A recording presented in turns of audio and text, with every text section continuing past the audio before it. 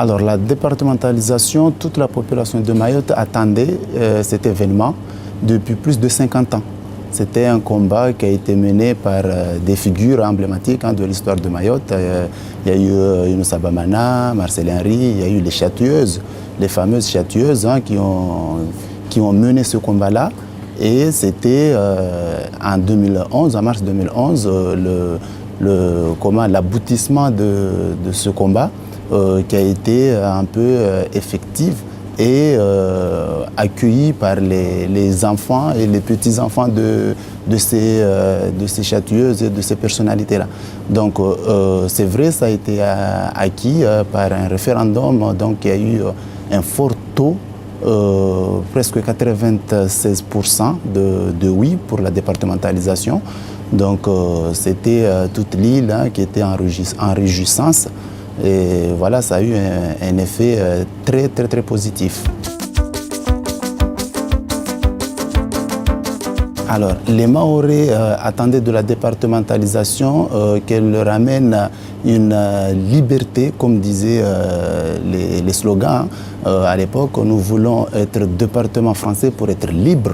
Donc c'était cette liberté-là de jouir de ses droits, de pouvoir circuler librement, de avoir plus haut, faire des études, etc.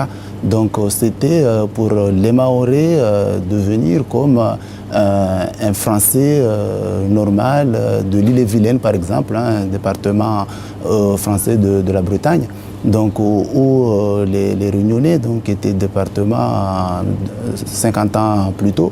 Donc voilà, c'était la liberté et puis ça apportait aussi des financements au projet, un développement économique, social par les fonds sociaux, parce que beaucoup de Mahorais partaient à La Réunion, à Métropole, pour bénéficier de ces fonds-là, les fonds sociaux, donc le RMI, les allocations chômage, etc. Donc c'était avoir une assurance, une sécurité aussi, parce que c'était vraiment l'ancrage de l'île de Mayotte dans la France.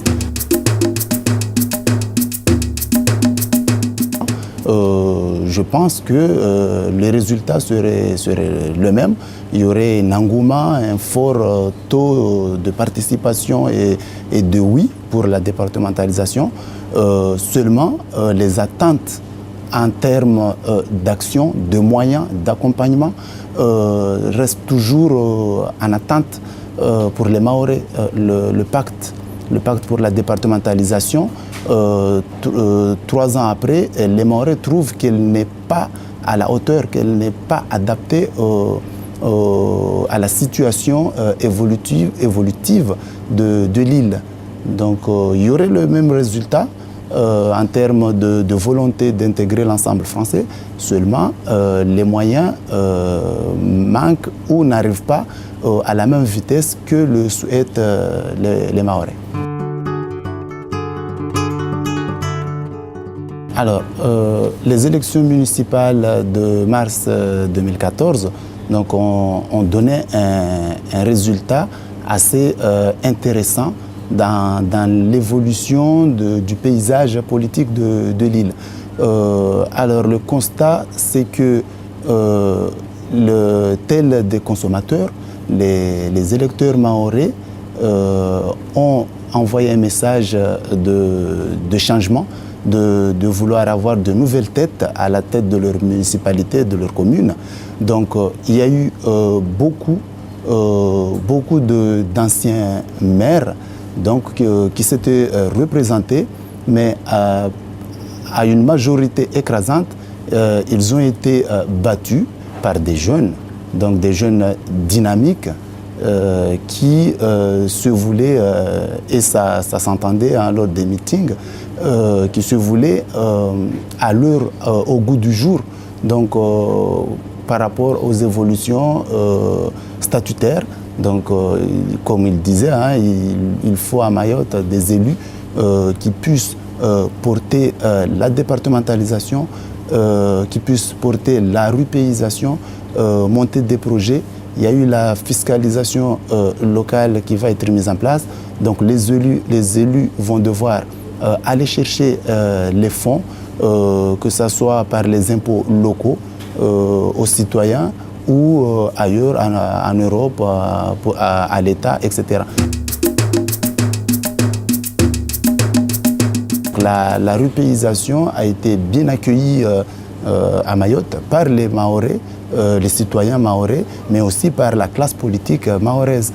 Ça s'est vu lors des forums des régions ultrapériphériques récemment, auxquels Mayotte a dépêché une cinquantaine de personnalités pour participer à cette manifestation de bienvenue de Mayotte dans le giron européen. Et puis auquel Mayotte a pu se faire connaître par les partenaires européens et puis plaider en faveur du développement économique et social de l'île. Il y a eu une première tranche de pas moins de 300 millions d'euros donc, pour les actions de formation, de l'accompagnement au projet européen, donc de la mise en place de l'Europe. Donc c'est vrai, c'est un coup de pouce à la départementalisation, si je peux dire ainsi. Les Mahorais sont toujours intéressés par ce qui se passe aux Comores, que ce soit politiquement, économiquement, ou même socialement, parce que beaucoup de résidents de Mayotte sont des Comoriens. Beaucoup des Mahorais ont de la famille dans les Comores, que ce soit en Joan, en Moélie ou en Grande Comore. Donc ce qui se passe là-bas intéresse certainement les Mahorais, sauf que les politiques comoriens qui réclament à chaque fois le retour de Mayotte dans l'archipel, dans le giron comorien, cette position-là est mal venue ou n'est pas acceptée par les Mahorais, que ce soit les politiciens ou même le Mahorais lambda.